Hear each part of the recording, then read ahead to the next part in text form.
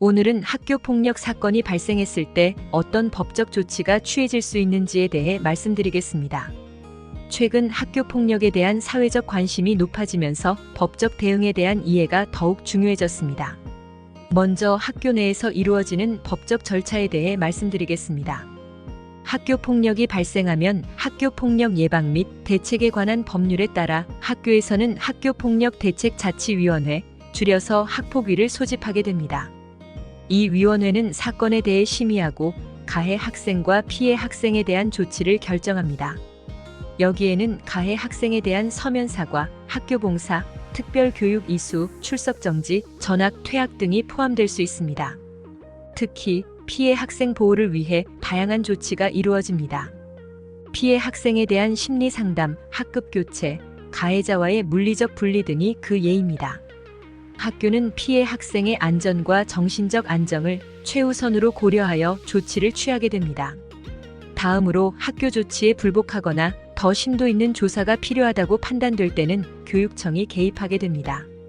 학폭위의 결정에 만족하지 못하는 경우 학부모나 학생은 교육청에 재심을 청구할 수 있습니다. 교육청은 사건을 재검토하고 필요시 결정을 번복하거나 조치를 수정할 수 있습니다. 또한 학교의 대응이 미흡할 경우 교육지원청이 직접 사건을 조사하고 필요한 조치를 취할 수 있습니다.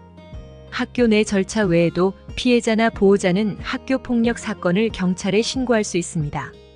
특히 중대한 폭력 사건이나 법적인 책임이 필요한 경우 경찰이 수사에 나서게 됩니다.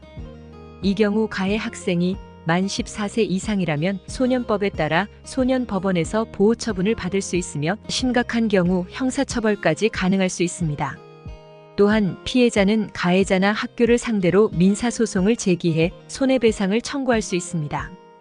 이 과정에서 정신적, 신체적 피해에 대한 보상을 받을 수 있으며 법원은 피해 상황을 종합적으로 고려해 배상금을 결정하게 됩니다.